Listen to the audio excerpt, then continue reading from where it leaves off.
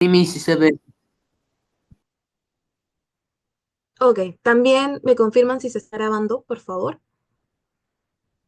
Sí, Miss, igual. Perfecto, muchas gracias, Alfredo.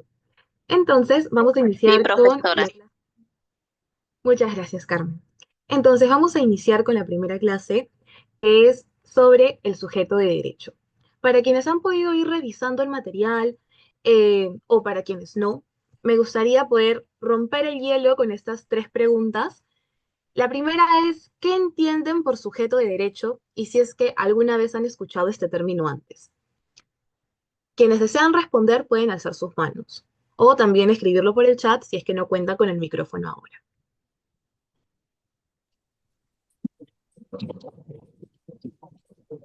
¿Cuál era la pregunta? ¿Qué entienden por sujeto de derecho? Si es que lo han escuchado anteriormente.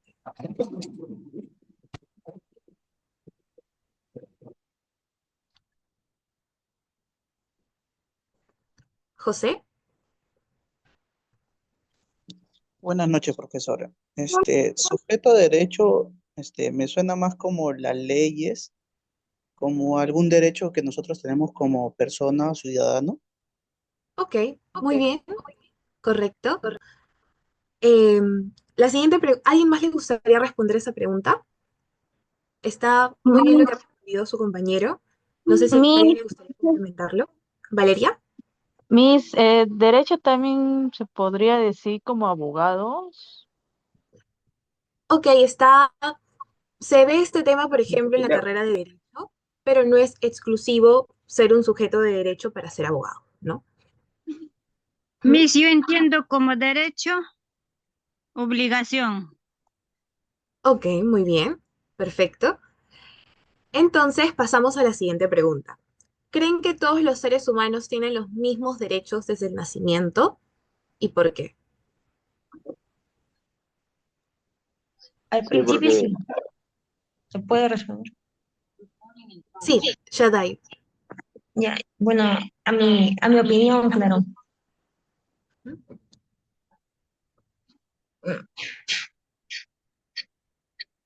Un momento. Y Ok, sí, José. ya, eso lo puedo responder. Ok, primero José y después Shaddai. Ya. Ujú. José, tenías tu... Este, ya, la pregunta, ¿cuál era, profesora? Me olvidó. ¿Creen que todos los seres humanos tienen los mismos derechos desde el nacimiento? ¿Y por qué? Todos los seres humanos, claro que sí, desde que nacemos. Creo que en cada país han puesto o han determinado, las leyes. Así que yo creo que todo ser humano tiene derecho, el derecho a vivir, a estudiar y a muchas cosas más. Ok, entonces vemos una característica que es universal y que no es relativa, por ejemplo, a cada estado o región. Ok, Shaddai, creo que tenías también tu mano alzada. Sí, bueno, así como dijo mi compañero que todos tienen derecho cuando nacen, pero al momento de ir creciendo, creo que hay un límite donde ya no se puede tener esos mismos derechos. Por ejemplo, las personas que, digamos así, que roban, no creo que tienen el mismo derecho de las personas que no hacen eso. Ok, ya, ¿Ya? muchas gracias. Ay, seguías participando, creo que por el internet te escucho entrecortada, pero si te corté y deseas complementar tu respuesta, dale, no hay problema. No me dices, está bien. Gracias. Ok, muchas gracias, Shaddai. Y por último, que está, es una respuesta un poco más, una pregunta que diga un poco más puntual ya en lo que respecta al tema que vamos a tratar, es si conocen la diferencia entre una persona natural y jurídica, o en todo caso, a qué les suena estos términos y en qué creen que pueda estar relacionados. ¿A alguien le gustaría responder? Jeremy. Sí, buenas noches, profesora. Bueno, entre las diferencias, lo que yo tengo entendido de las personas naturales son, se puede entender, por ejemplo, en el término de RUC 10, personas naturales que tributan, pero se podría decir en un menor rango, a excepción de los que son de RUC 20, que son personas jurídicas o algo así, no entiendo, no recuerdo más o menos. Ok, perfecto. Evelyn, por favor, te voy a pedir que mutees tu audio. Muchas gracias. A todos los que no están participando y tienen el micrófono prendido, por favor, les voy a pedir que sean un poquito más cuidadosos con ello. Gracias. José Antonio,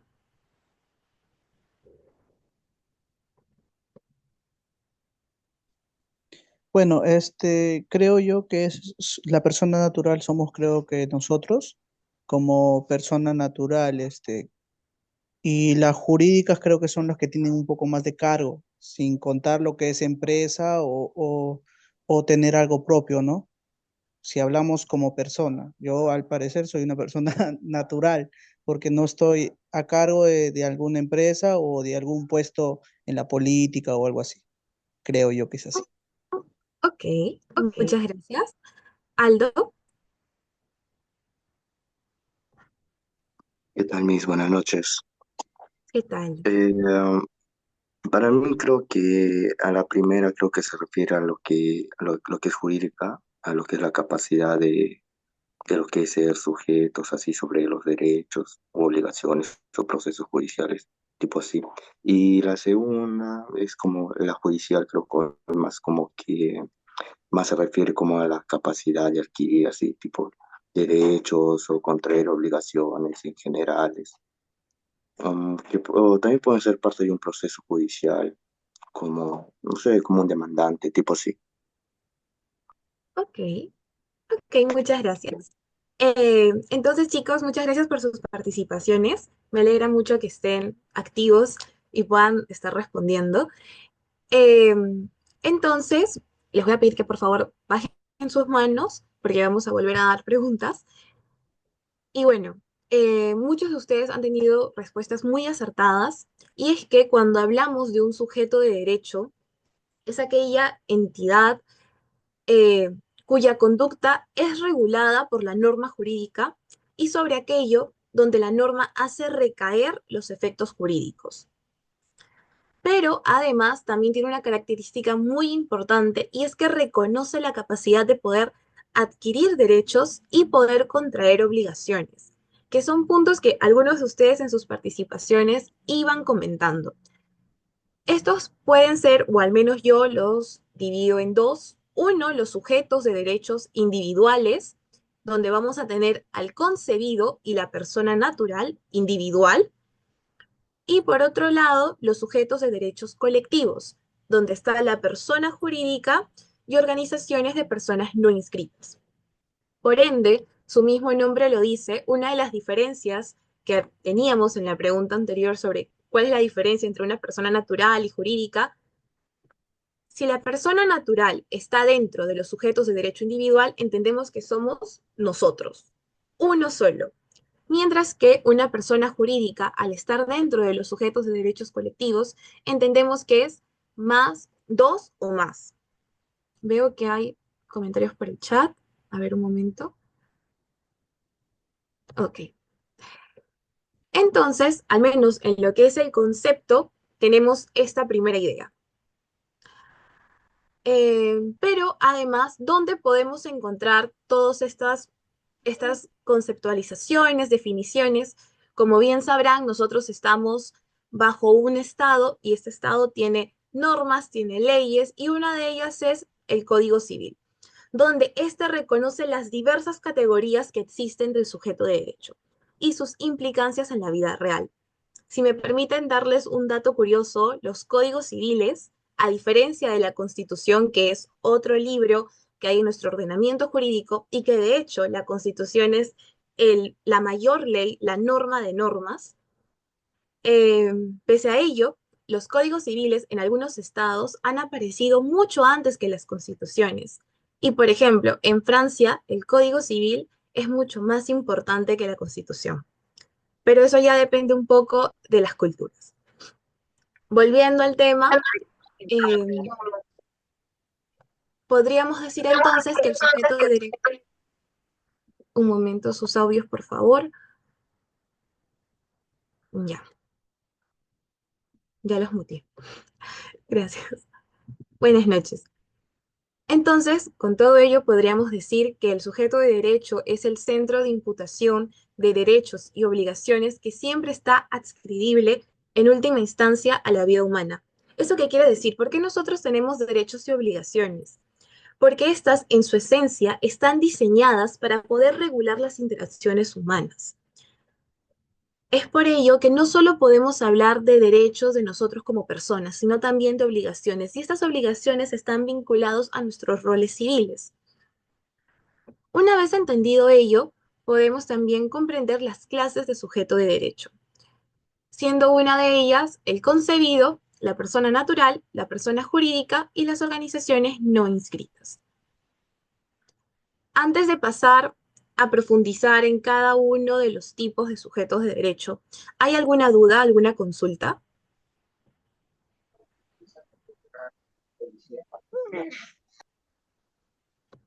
Si todo está claro, entonces les voy a pedir que por favor me den una reacción por el chat. ¿Una reacción por el chat o en la pantalla? Ok, 5, 8, 9, 10, 11, 12. Recuerden que para poder avanzar la clase voy a necesitar mínimo 15 reacciones. Ok, listo. Entonces, vamos a iniciar primero con el concebido. El concebido eh, es aquel ser humano, es considerado un ser humano en nuestro estado, fruto de la unión del óvulo y del espermatozoide. Se considera que tiene vida pese a que aún no haya nacido. Y para esto, ¿por qué nuestro estado, a diferencia de otros países como por ejemplo Argentina? Oh, Alfredo, ¿tienes alguna consulta? ¿Podrías repetir mi que se cortó y ya volvió? Ok, entonces retorno de nuevo con el concebido. El concebido es considerado en nuestro país, en nuestro estado, como un ser humano, pues es fruto, un momento, chicos, les voy a pedir que por favor se muteen cuando ingresen, si es que van a ingresar tarde. Ok. Pues este es fruto de la unión del óvulo y del espermatozoide y se considera en nuestro estado, una vez más, que tiene vida aunque todavía no haya nacido. Aquí es donde yo les voy a dar una pregunta y en todo caso, si se comprende que el concebido es un ser humano y que por ende requiere protección, ¿la maternidad subrogada es un contrato? Sí, para quienes no saben, la maternidad subrogada son aquellas técnicas de maternidad asistida cuando una mujer no puede salir embarazada, ¿no? Son diversas técnicas médicas para que ella pueda salir embarazada. José,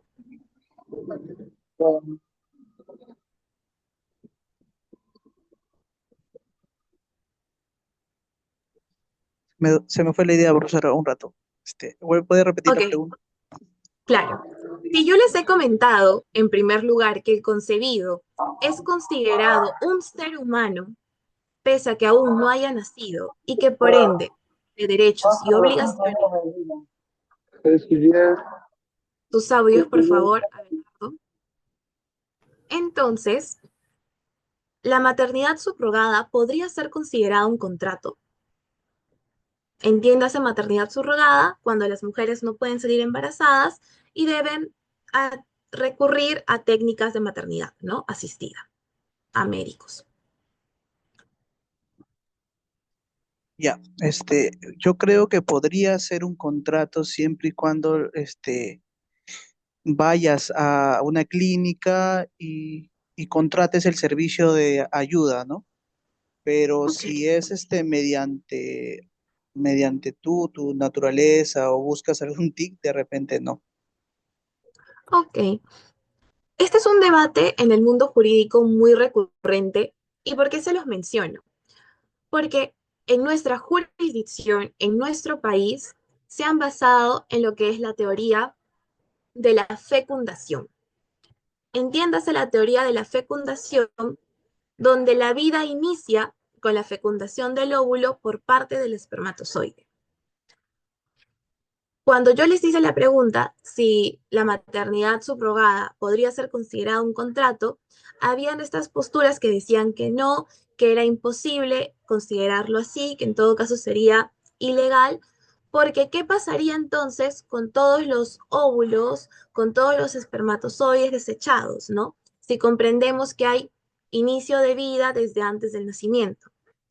Este tema incluso fue un caso que llegó a las Cortes Internacionales en Costa Rica, porque se basaban en la teoría de la anidación, cuando la vida inicia cuando el óvulo fecundado se anida en el útero. Después de ese debate, el Estado peruano decide optar por la teoría de la fecundación. Y en relación a ello es que consideramos en nuestro Estado de Derecho al concebido como parte del sujeto de derecho.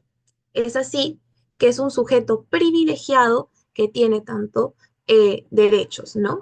Siempre que se le favorezca. Pero además, también al ser considerado un sujeto de derechos desde antes de su nacimiento, eso implica que requiere una protección.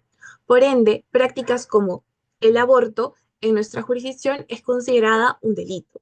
A excepción, disculpen, de específicos tipos de aborto que son a favor de la salud de la madre si es que en caso se encuentra en peligro, ¿no? De esta manera, podemos decir que el concebido es sujeto de derechos para cuanto le favorece. Y cuando hablamos de derechos patrimoniales, estos van a estar condicionados siempre y cuando a que nazca vivo. Entiéndase derechos patrimoniales, por ejemplo, que sea heredero de una casa, heredero de un auto, heredero de un terreno. Y en relación a ello, yo les hago la pregunta, ¿por qué el concebido no puede ser considerado un heredero? Esta vez yo voy a escoger quiénes van a responder. Por ejemplo, César. ¿Por qué el concebido no puede ser considerado un heredero?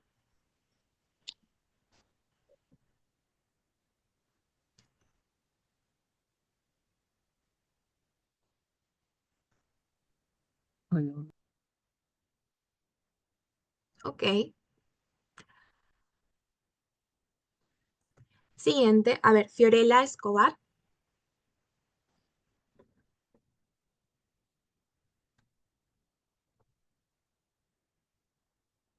Ok. Mm, Ruth Waiwa.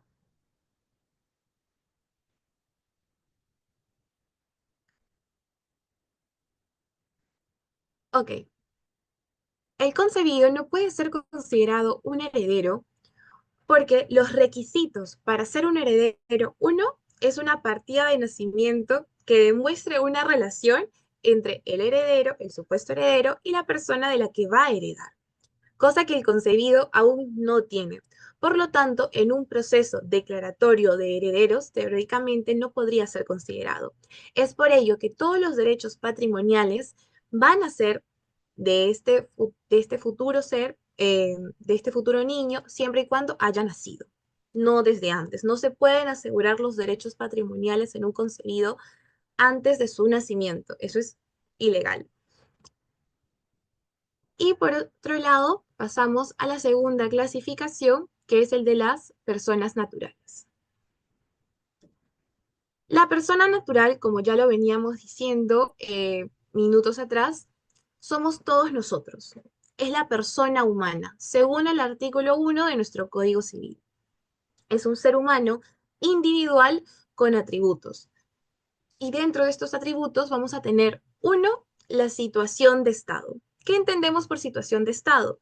La situación o el rol que nosotros cumplimos dentro de nuestra sociedad. Porque el ser humano, a diferencia, como sabrán, el ser humano es considerado para algunos un animal superdotado, inteligente, evolucionado, etc. Pero a diferencia de los otros animales, el ser humano es un ser social por naturaleza. Por ende, cuando hablamos de situación de Estado, nos referimos a aquel rol que ocupamos dentro de la sociedad, de nuestro seno familiar, de nuestro trabajo, etc. Dos, la capacidad jurídica, que es aquella capacidad que le va a permitir reconocer el goce o el ejercicio de sus derechos. Es la aptitud para poder gozar y ejercer sus derechos. Tres, la identidad. Toda persona con el simple hecho ya de su nacimiento tiene derecho a la identidad. Y la identidad constituye diversas cosas, ya sea tu partida de nacimiento, ya sea poder identificarte con una familia, tu DNI, etc. Cuatro, tu domicilio, que es el lugar donde habitualmente uno reside. Y especificando una vez más la capacidad jurídica, esta se divide en dos, capacidad de goce y capacidad de ejercicio. La capacidad de goce entendida como aquella que todas las personas poseemos, porque todas las personas tenemos derechos. Eso quiere decir, Misana, ¿las personas con alguna discapacidad tienen derechos? Sí, por ende tienen capacidad de goce. Misana, las, los reos tienen capacidad de goce, sí, tienen capacidad de goce, siguen teniendo derechos. Pero cuando hablamos de capacidad de ejercicio, la cosa cambia un poco, porque ahí ya hablamos de capacidad de ejercicio eh, relativa o absoluta. ¿Eso qué quiere decir? Que cuando hablamos de la capacidad jurídica, los menores de 16 y 18 años no tienen capacidad absoluta, tienen una incapacidad jurídica. Y las personas que tengan alguna discapacidad van a tener una discapacidad, van a tener una capacidad jurídica relativa. Años atrás se consideraba que las personas con alguna discapacidad mental o física tenían una incapacidad jurídica absoluta. Pero con el transcurso de los años, esa idea fue desplazándose y actualmente los únicos que tienen incapacidad jurídica absoluta son los menores de edad. ¿Hasta ahí todo claro?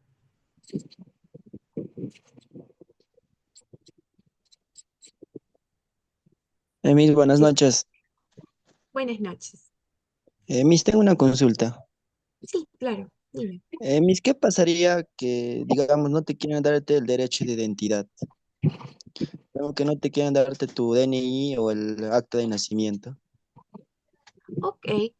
em, en realidad es un proceso largo, porque usualmente estos temas de identidad, al menos cuando se llevan a la RENIEC, suelen ser bien, este, con muchos trámites de por medio, pero en general el derecho a la identidad no es un derecho más en la lista de catálogos que tenemos en nuestra Constitución, sino que además de ser un derecho fundamental, es un derecho humano. Eso quiere decir que está regulado a nivel internacional y que por ende los estados cuando suscriben las normas internacionales también se suscriben a una fiscalización internacional. Por ende, deben armar protocolos, reglamentos, leyes para poder prevenir la vulneración a estos derechos. Y dentro de este abanico se encuentra el derecho a la identidad, donde hay una protección especial. Porque cuando hablamos del derecho a la identidad, no solo se habla únicamente de poder tener un DNI, de poder tener un apellido, sino también se habla incluso de poder tener una familia. Entonces, el derecho a la identidad constituye en realidad muchísimos ámbitos. Y si en caso este se ve vulnerado, se pueden ir a las instancias correspondientes a nivel nacional para que este pueda ser tutelado, protegido. Ok, misita, me quedó claro. Ok, muchas gracias. ¿Alguien más tiene alguna pregunta o pasamos con las otras dos categorías? Miss, una pregunta. Sí, dime. Por decir por cambiar nombre de una niña menor de edad también es un proceso, ¿verdad? Sí, por ejemplo, Supongamos que ya, yo me llamo Ana, pero a mí no me gusta mi nombre, me quiero llamar Laura. Por el simple hecho de que yo me quiero llamar Laura, no me puedo cambiar mi nombre. Sí hay un proceso especializado para poder tramitar el cambio de nombre, pero este incluso tiene ciertos criterios para que se pueda realizar. El hecho de que yo me cambie porque simplemente quiero hacerlo no es un no constituye estos requisitos. Pero, por ejemplo, si tu nombre de alguna manera ha transgredido algunos de tus derechos, como por ejemplo el desarrollo de tu personalidad o la dignidad, sí te lo podrías cambiar. Eso, por ejemplo, ¿qué nombres? Hay personas que se llaman Spider-Man o hay personas que tienen nombres quizás no tradicionalmente vistos y que les afecten su vida diaria. En ese caso, sí se puede tramitar un cambio de nombre. Espero Sí, haya podido responder tu pregunta. muy buena noche, le saludo Antonio. Disculpe la demora porque recién salgo del trabajo y recién me he conectado a la clase. Ok, no hay problema, no te preocupes. Sí, estoy de acuerdo con usted. Por ejemplo, se me vino en mente algunos nombres que he escuchado durante el día, por ejemplo, como Neymar, nombre de actores, de futbolistas, de personajes famosos a nivel mundial. Y entonces, creo que, como usted dice, ¿no? Ese transgredir, ¿no? Un poco, ¿no? La identidad de una persona que no se sienta cómodo. Entonces, creo que sería como un ejemplo ¿sí? similar, ¿sí? Muy bien, muchas gracias por tu aporte. Entonces, Hola, esa aquí, mi buenas noches. hola, ¿qué tal? Entonces, si Soy, hubiera... eh, tengo una consulta. Sí, claro, coméntame. Eh, yo estoy cambiando el nombre a mi hijo porque se han equivocado al tramitarlo. Ok. ¿Mm? Y entonces yo estoy llevando a juicio para que me puedan validar eso en la Ya. RENIEC. Y una vez que el juez me otorgue el permiso, me dijeron que lo pueden cambiar. Ujú. Claro, es un proceso, como siempre hay particularidades, puede incluso verse desde un proceso contencioso hasta un proceso declarativo. Entonces, cuando se trata de este tema, que es usualmente conocido criollamente como un fe de erratas, eso quiere decir cuando hay un error, no específicamente por una de las partes que dio el nombre, sino por un tercero que estuvo haciendo el registro, es un proceso un poco más declarativo y que sí, evidentemente, también requiere el permiso de un superior para que se pueda tramitar de manera correcta. Entonces, retornando y aterrizando un poco más a la clase, si no hubiera alguna otra pregunta vinculada a lo que es el concepto, las características del concebido y la persona natural, pasaríamos con la tercera categoría, que es la persona jurídica.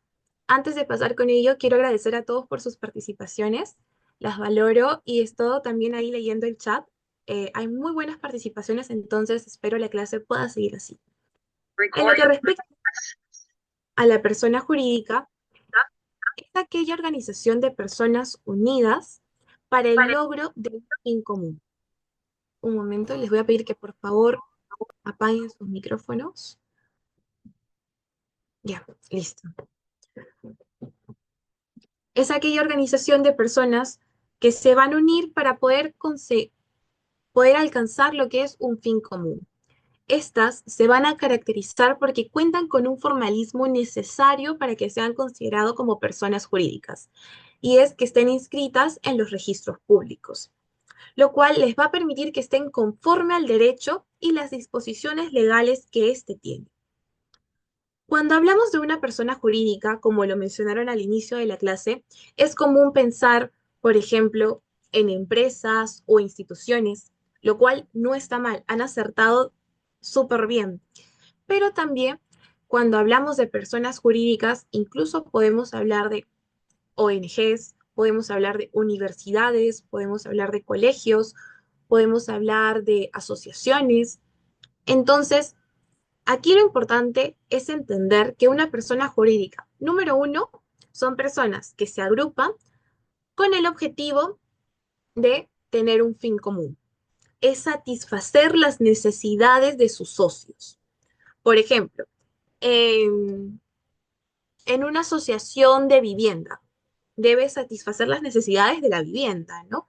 Del comité o la fundación tiene esta finalidad de poder satisfacer en lo que refiere a lo que es el objeto de la asociación, que son las viviendas.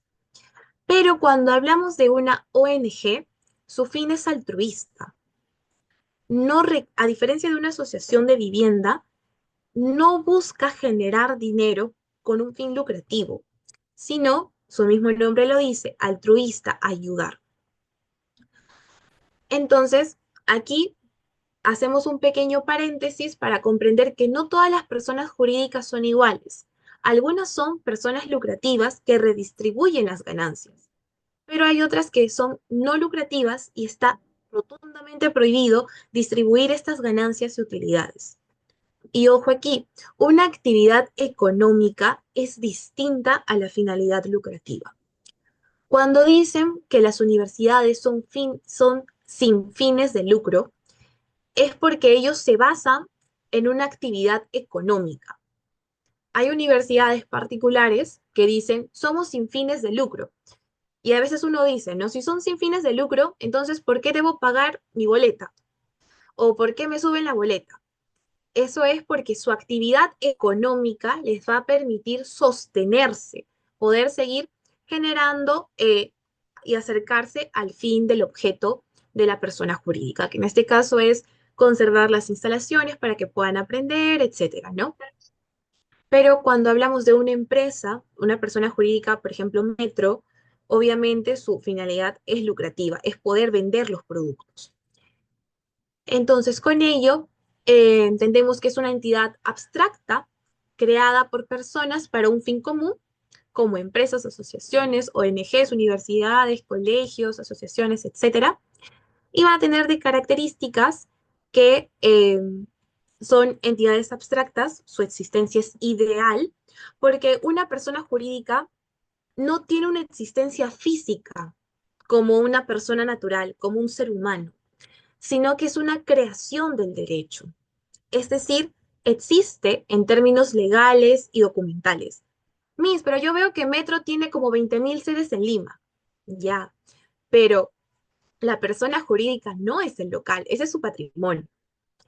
Entonces, cuando decimos que son abstractas, es porque no se materializan físicamente como una persona natural. 2. Tienen un patrimonio propio. El patrimonio de la persona jurídica es independiente de sus miembros. Una vez más, seguimos con el ejemplo de Metro. Los locales que ven en Metro no son de los socios de Metro, sino es de la persona jurídica Metro. Cuando hablamos de un patrimonio propio, es aquello que le pertenece específicamente a la persona jurídica, porque los socios no son permanentes. Se espera que lo sean, sí, pero hay esa posibilidad de que algunos se retiren o que algunos cambien, se reemplacen, etc. 3. Su duración es indefinida. Se espera que puedan perdurar en el tiempo, pero a diferencia de las personas naturales, cuya existencia termina con la muerte, las personas jurídicas pueden durar indefinidamente, siempre y cuando cumplan con las normas legales que las van a regular en los diferentes estados donde se encuentren. Por ejemplo, una empresa puede durar y puede existir durante siglos, siempre y cuando mantenga los registros al día. Uno de ellos es Coca-Cola. No se me ocurre una que tenga tantos años. Y comprendiendo la característica anterior que tiene un patrimonio propio, la persona jurídica cuenta con esta característica que tiene una existencia diferente a la de sus miembros. La persona jurídica le permite a la entidad ser independiente de las personas que la fundaron. Por ejemplo, si Coca-Cola tiene deudas, estas no son responsabilidad personal de sus accionistas, empleados o trabajadores. La deuda es de Coca-Cola.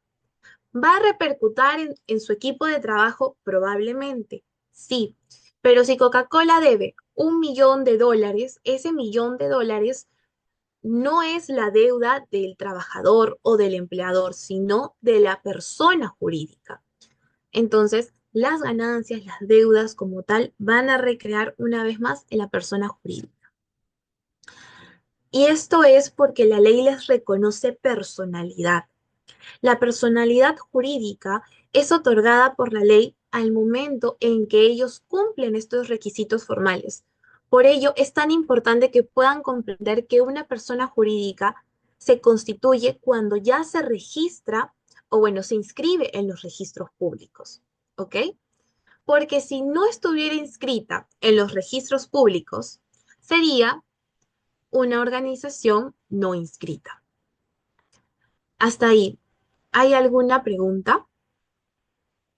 Miss, ¿Sí? Miss, si esa empresa, por decir, no tiene documentos legales,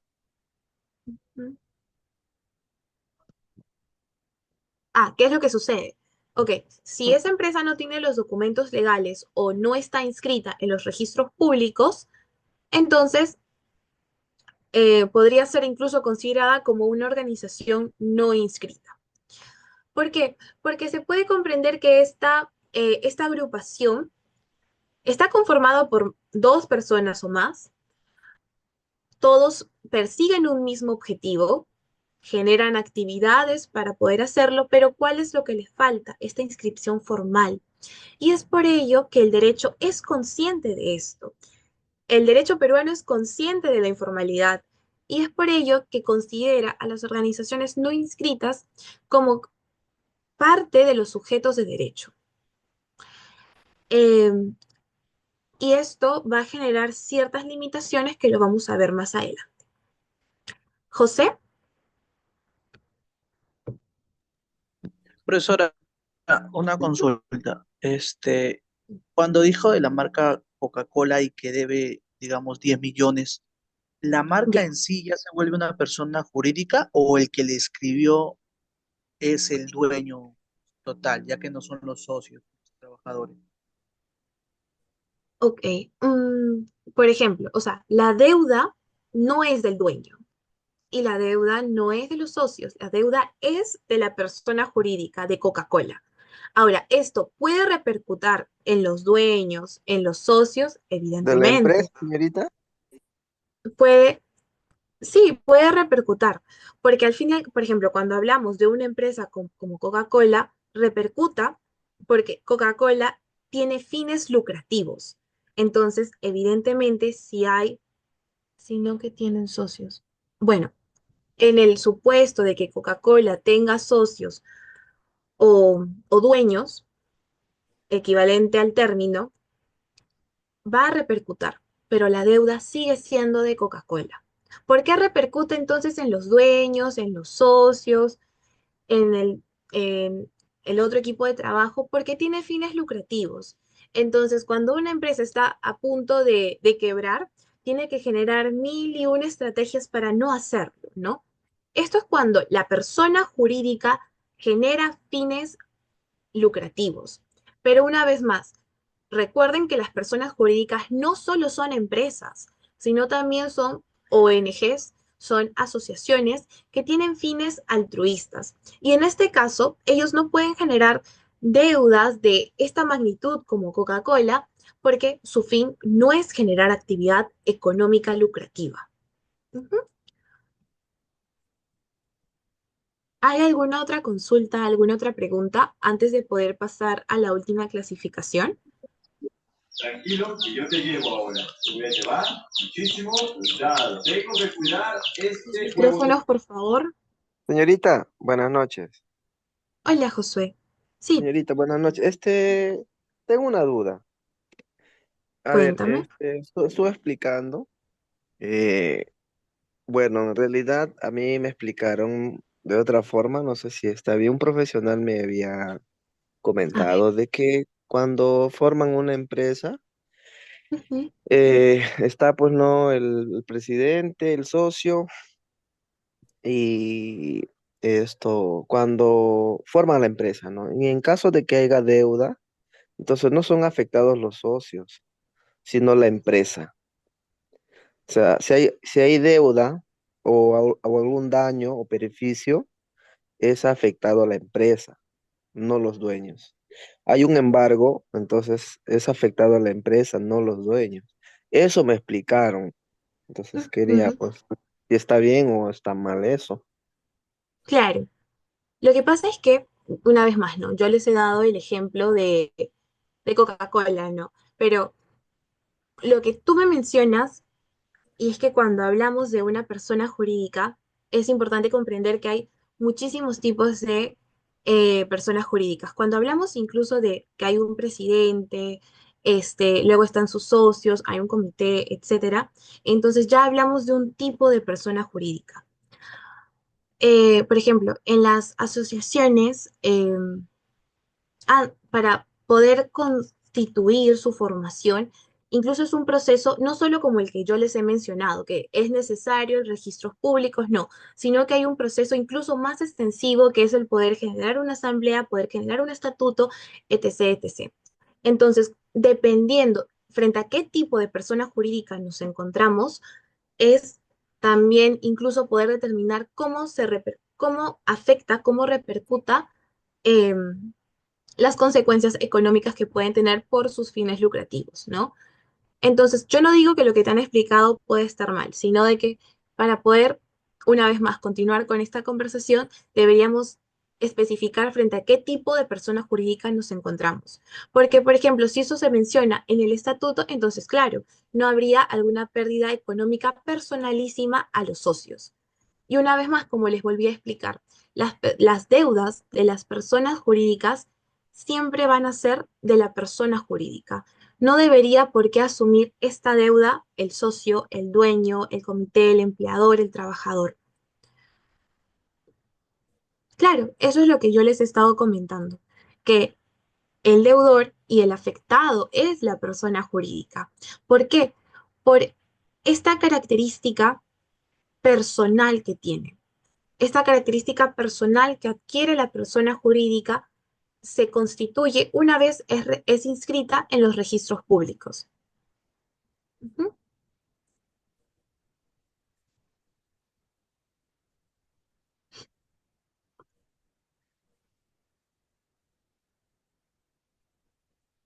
Ok, entonces, ¿hay alguna otra consulta?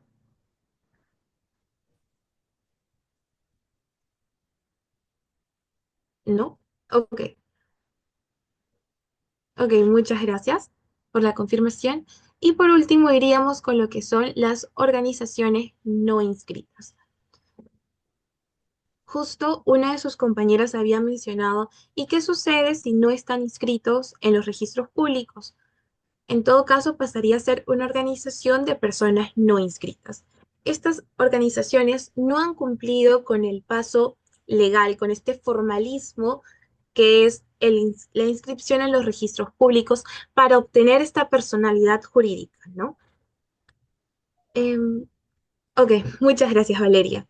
Por ejemplo, un grupo vecinal que se organiza para poder mejorar la seguridad en su comunidad, pero que no está registrado como una asociación formal. Este grupo vecinal está organizado desde hace unos 5 años, pero, una vez más, no se han inscrito formalmente en los registros públicos para ser considerados una asociación formal. ¿Eso quiere decir que no existen? No, sí existen y precisamente porque se comprende que hay una brecha de informalidad, es que dentro de las clases de sujetos de derechos encontramos las organizaciones no inscritas. Caldito, caldito, digo. Ay, Por ahorita favor, me les voy a bota acá. pedir que les voy a pedir nuevamente que por favor apaguen sus micrófonos. Miss, una pregunta. Ok, dame un momento, termino de explicar y te concedo la palabra. Entonces, aunque no tienen esta personalidad jurídica plena, a diferencia de las personas jurídicas, en ciertas circunstancias pueden ser tratadas como entidades independientes de sus integrantes.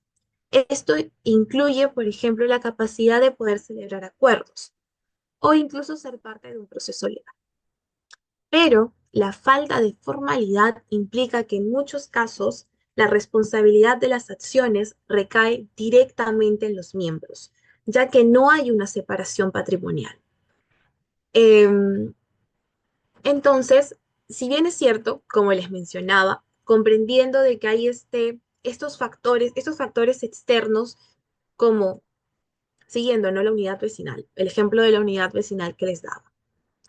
Son un grupo de personas reunidas por un mismo fin, están trabajando en el tiempo, es decir, tienen una actividad de 5 años, aún no cuentan con la inscripción, pero reconociendo que son sujetos de derechos, pueden, en algunos casos, por ejemplo, tener la capacidad de poder celebrar acuerdos.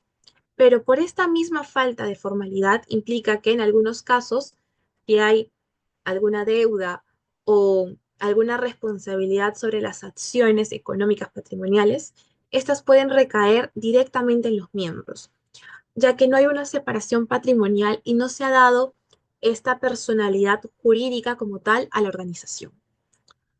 Ahora sí, Valeria, te concedo la palabra para que puedas dar tu pregunta. Miss, por decir, una señora tiene su casa propia Ok. y viene alquila así, y viene otro familiar y lo saca a los inquilinos. ¿Cómo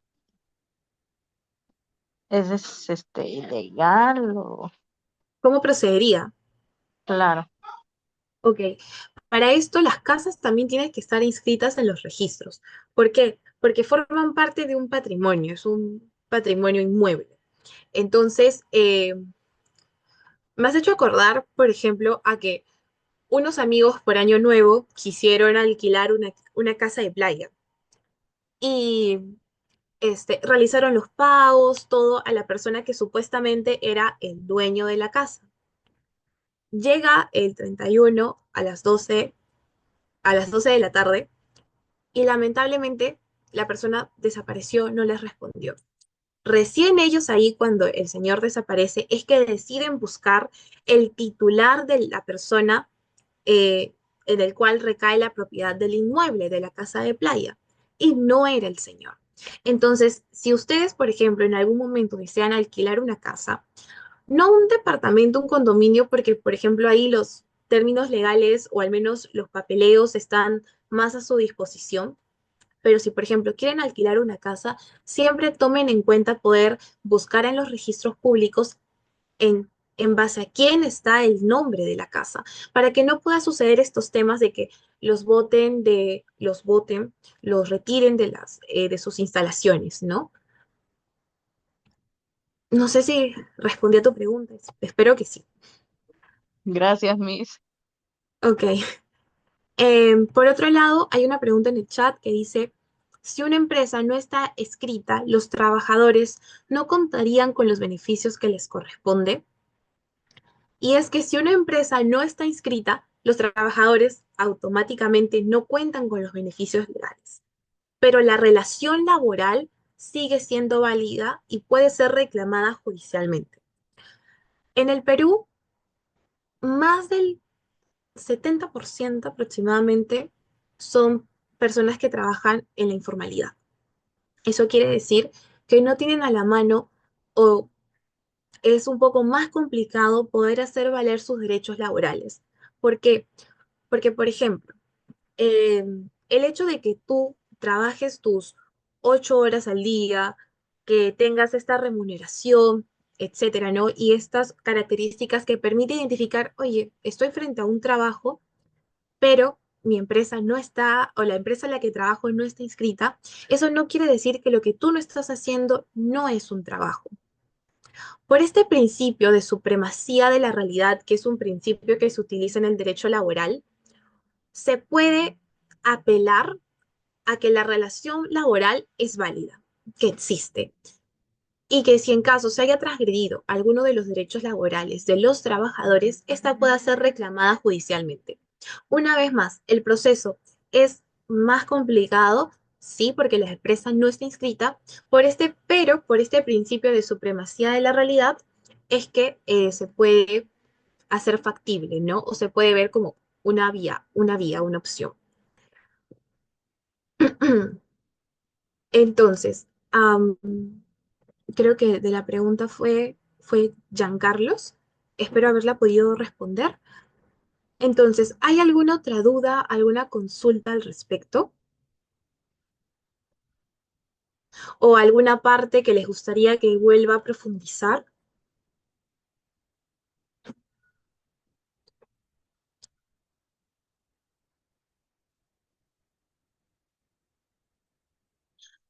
Sí, no. Ok. En todo caso, entonces, todo bien, perfecto. Entonces veo que hemos podido terminar rápido, así que vamos a hacer una pequeña dinámica, como les había... Ay, para... Ok, gracias. Entonces, como les había comentado al inicio de la clase, para las personas que se han podido unir recién, comprendiendo que estamos en un aula virtual y que necesitamos poder dialogar, compartir nuestras ideas y demás, cuando sea la hora práctica, vamos a realizar los ejercicios en minisalas, donde ustedes van a poder comparar sus respuestas y después venir a la sesión principal, al aula donde vamos a estar todos, para poder dialogar y debatir lo que cada uno ha analizado. Entonces, era una dinámica que quería dejar exclusivamente para la parte práctica, pero dado que tenemos unos minutos que nos ha sobrado estos 20 minutos, vamos a empezar con esta dinámica desde ahora. Pero antes de ello, me gustaría poder hacer un resumen o al menos lo esencial de lo que hemos visto. ¿Ok? ¿Les parece bien para poder hacer un recordaris de todo lo que hemos visto? Miss, profesora Ana, Sí. una consulta, lo que veo es, bueno, esas diapositivas, ¿dónde lo puedo leer? ¿No lo, habrá Ah, un donde yo puedo ingresar? sí, de hecho, la diapositiva las he hecho yo, entonces no se preocupen, cuando acabe la clase, o bueno, en el descanso, la voy a descargar, se lo voy a enviar al moderador para que se los pueda pasar a su grupo. Muchas gracias para poder leerlo y comprenderlo también. Sí, no se preocupen, yo de ahí se los mando. Eh, entonces, vamos a hacer el resumen de la clase de hoy a manera de recordaris y ahora que ya tienen las nociones de la clase, vamos a intentar responder nuevamente las preguntas, ¿ok? Esta vez con las anotaciones, con las cosas que les he ido comentando. Entonces, la primera pregunta es, ¿qué entienden ustedes por sujeto de derecho? Si pueden responder en base a lo que hemos visto en la clase, ¿no? Claro. Ok, no hay participaciones voluntarias, entonces yo escojo. Abigail Paredes.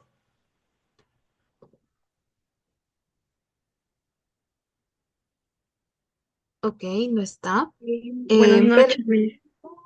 Hola, ¿qué tal? La pregunta es, ¿qué entiendes por sujeto de derecho?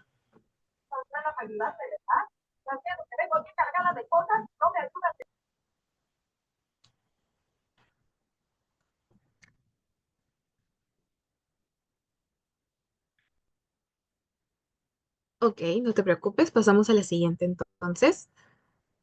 Ángela Maldonado.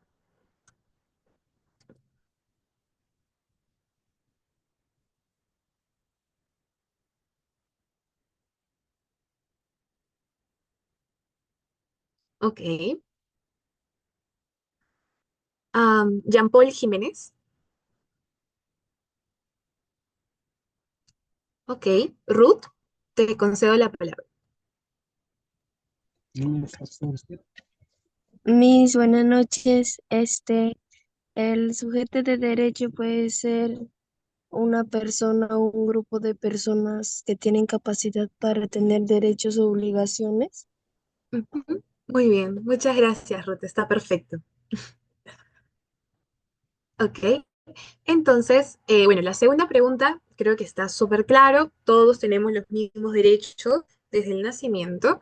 Las obligaciones van a variar dependiendo de las edades y a medida de que uno va ejerciendo el rol social, etcétera. Y lo otro es si es que ¿Alguien me puede mencionar una diferencia entre la persona natural y jurídica?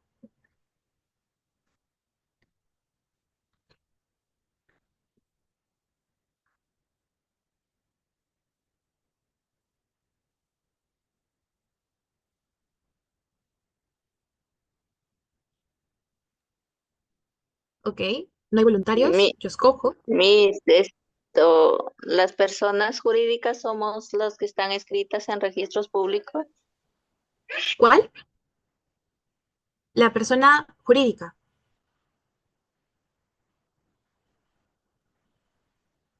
Si es Mis, la sí, personas jurídicas son las que están escritas en registros públicos.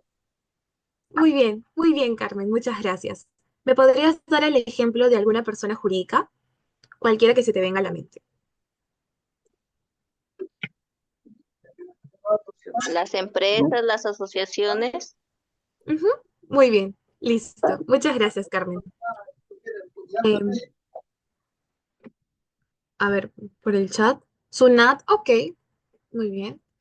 Mis también como casa, como la casa, como eso. No, una casa o un departamento no podría ser considerada una persona jurídica, porque, por ejemplo, en una casa, ¿cuál sería el fin que persiguen, no? O sea, si bien es cierto es que la familia pueda, o bueno, la familia, no sé, una persona pueda vivir, no es que se reúnan todas estas personas objetivamente a perseguir un fin en específico, ¿no? Entonces, una casa sería más considerado como un patrimonio inmueble que igual requiere inscripción en los registros públicos. Ujú. Alfredo, Ya mis, ¿le podría decir el ejemplo de una persona jurídica? sí, claro. Ya, podría decir como, a ver, se me está olvidando. Ya me acordé. Eran la Organización de las Naciones Unidas, algo así.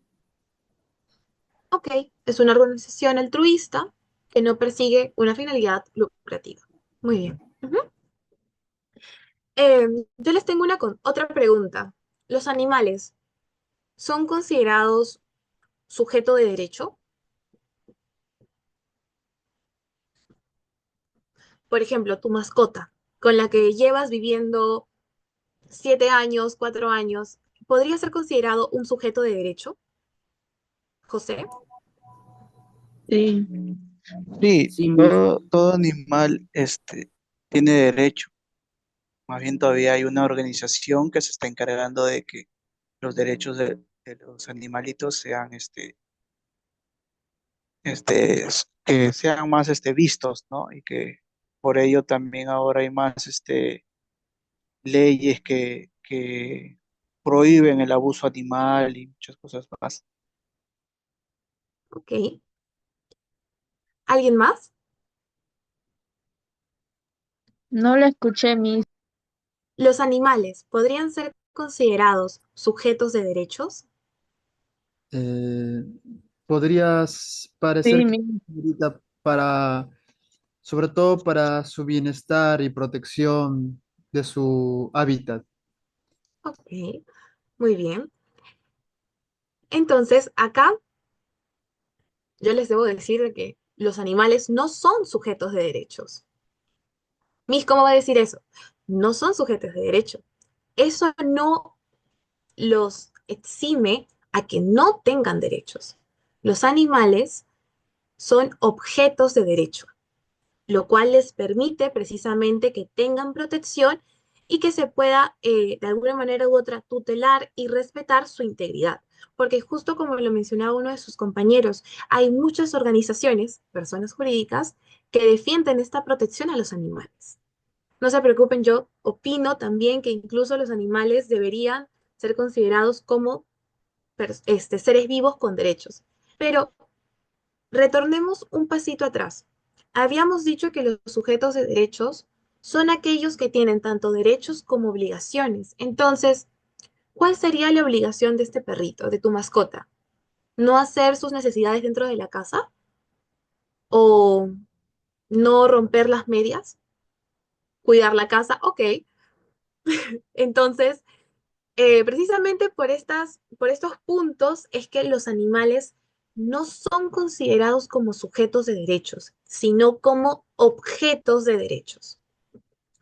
Y lo mismo sucede con las lagunas, con, eh, con los paisajes, etcétera. Con las Si reservas. bien con las reservas, si bien es cierto, son protegidas por el Estado y hay incluso normas, al igual que los animales, que los protegen y permiten tutelar que estén conservados, que estén bien cuidados, no son sujetos de derechos. Porque por algo, en la diapositiva de acá, solo hemos visto 4 clases de sujetos de derechos. ¿Ok? Entonces, era una pregunta con trampa, no se preocupen, era una pregunta con trampa. Pero al menos ahora saben que los animales y los paisajes, las lagunas, etcétera, no son sujetos de derecho, sino objetos de derecho, lo cual les permite precisamente que sean tutelados, protegidos. Porque si no tuvieran derechos, entonces no habrían leyes, no habrían normas que permitan tutelar su integridad, su bienestar, etcétera. Entonces, retornando con el recordaris de la clase, cuando hablamos de un sujeto de derecho, es aquella entidad cuya conducta va a estar regulada por la norma jurídica. ¿Y cuál es esta norma jurídica? ¿Dónde, en qué libro yo puedo encontrar la palabra sujeto de derecho? En el Código Civil. En el Código Civil te va a reconocer no solo la definición de lo que es el sujeto de derecho, sino también las diversas categorías que contempla este. Y les daba este dato, ¿no? De que en algunos países los códigos civiles son incluso más importantes que las propias constituciones. Y en otros los códigos civiles han aparecido mucho antes que una constitución. Entonces, el sujeto de derecho se encuentra regulado, se encuentra incluso reconocido en nuestro ordenamiento jurídico y es aquel centro de imputación de derechos y obligaciones, en los que siempre va a estar adscribible en última instancia a la vida humana. Eso quiere decir que en su esencia están diseñadas para poder regular las interacciones humanas. ¿Y por qué el ser humano necesita regular interacciones humanas? Porque el ser humano es conflictivo. Y eso no está mal. El ser humano por naturaleza es conflictivo. El conflicto es intrínseco a este. ¿Cuál es el problema o dónde surgiría el problema? En cómo se afrontan las discusiones, cómo se afrontan los conflictos. Y precisamente por ello es que se debe regular el cómo nos relacionamos. Entiéndase las relaciones no únicamente cuando queremos conectar con alguien, sino incluso estamos en una discusión, cuando nos queremos deslindar de una persona, etcétera. Entonces, para poder regular las interacciones humanas, se necesita reconocer tanto obligaciones como derechos. Y al menos yo, para poder hacerles un poquito más sencillo, los suelo dividir como en esos dos campos, A y B, sujetos de derechos individuales, donde encontramos al concebido y a la persona natural, y los sujetos de derechos colectivos, donde están la persona jurídica y las organizaciones de personas no inscritas. Por ende, las clases de sujetos de derecho son 4. El concebido, la persona natural, la persona jurídica y las organizaciones no inscritas. En el concebido habíamos mencionado, habíamos iniciado la conversación en si la maternidad subrogada podría ser un contrato.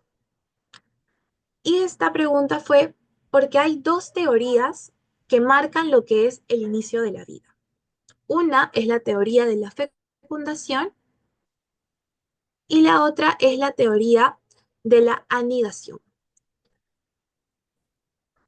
En la teoría de la anidación se menciona que la vida inicia cuando el óvulo fecundado se encuentra en el útero. Bajo ello, los casos de maternidad subrogada deberían ser considerados ilegales porque si nos basamos en que la teoría de la anidación es la que rige el inicio de la vida, ¿qué pasaría con todos esos óvulos fecundados, no? Serían considerados como seres humanos. Este fue un problema e incluso un caso real que llegó a instancias internacionales. Les mencionaba el caso de Costa Rica, pero en base precisamente a esta discusión y a este debate internacional, en el Perú, nuestro Tribunal Constitucional decidió posicionarse con la teoría de la fecundación, que nos menciona que la vida inicia con la fecundación del óvulo por parte del espermatozoide. De esta manera, el concebido es considerado como aquel ser humano fruto del óvulo o fruto de la unión del óvulo y del espermatozoide. Y es aquel considerado también como este sujeto de derechos fruto de una visión iusnaturalista. ¿Qué se entiende por una visión iusnaturalista?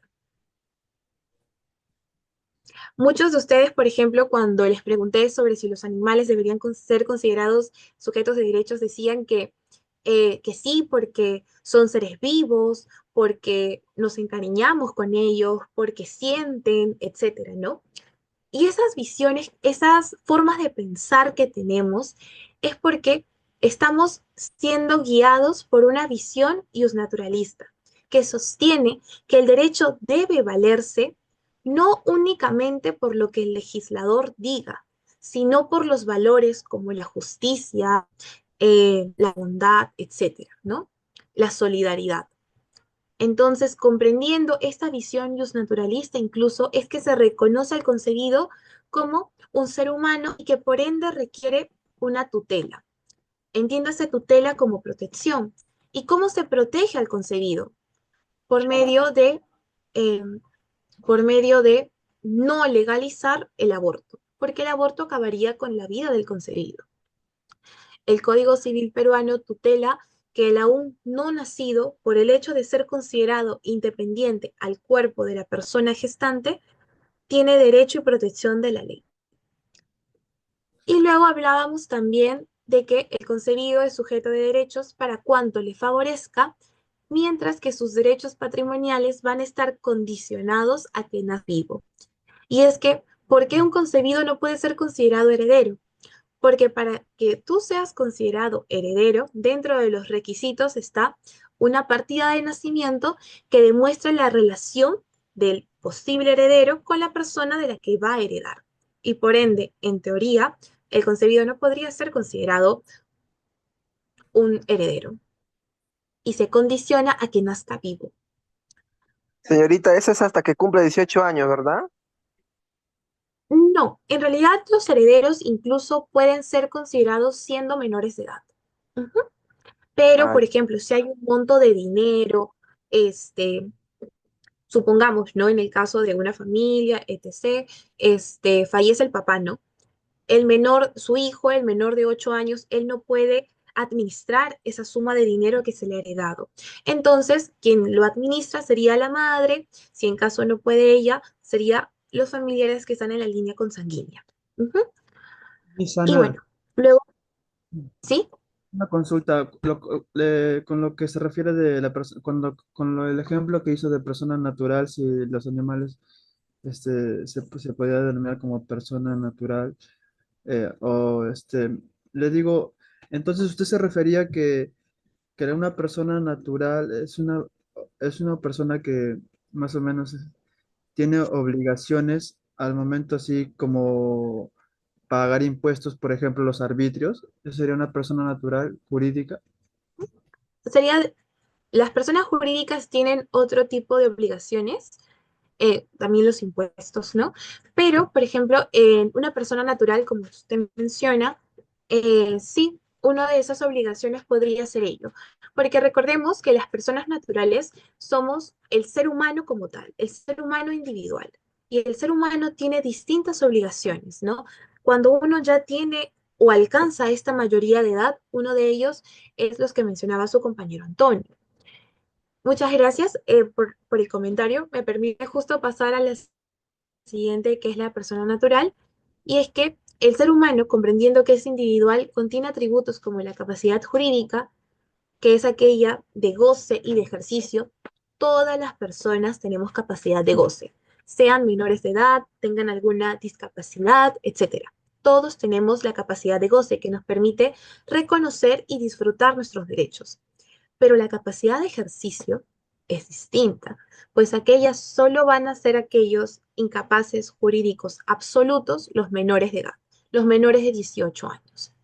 Les había comentado que años atrás eran considerados como incapaces absolutos las personas con alguna discapacidad mental, física, etc. Pero tras una larga lucha, ahora ellos son considerados también con esta capacidad jurídica de ejercicio. Otro es la identidad, el domicilio, la situación de estado, entiéndase la situación que uno cumple dentro de la sociedad, la familia, etc. Luego teníamos a las personas jurídicas como aquellas entidades abstractas porque no contienen, no son como las personas naturales que son físicos, sino que son una creación del derecho. Persiguen un fin común y un ejemplo son las empresas, las asociaciones, las ONGs, etc. Las características es que es propia e independiente. Si hay una deuda, la deuda es de la persona jurídica, no es de los socios, no es de los dueños, etc. Es de la persona jurídica. Eso quiere decir que también contiene un patrimonio propio. Su patrimonio propio no es de los socios, no es del dueño o de los dueños, sino de la persona jurídica. Y se dice que tiene una existencia por un tiempo indefinido, porque a diferencia de la persona natural, nosotros que nuestra existencia termina con la muerte, una persona jurídica puede durar siglos, puede durar muchísimos años. Y otra característica principal es que está inscrita en los registros públicos, lo cual no tiene una organización no inscrita, y de ahí su nombre. Debido a esta falta de inscripción formal, tiene un reconocimiento limitado. Pero, como se comprende que aún las personas se agrupan para poder perseguir un fin común valioso, es que son reconocidas como un sujeto de derecho. Entonces, con ello estaríamos finalizando nuestro recordatorio. Sí, Alfredo, ya sé que es un receso. Entonces, vamos a tener los 20 minutos de receso y les voy a pedir que por favor, de manera puntual, retornen a la clase. ¿Ok? Hasta luego, chicos. Nos vemos Ok, en un Miss, ratito. nos vemos luego.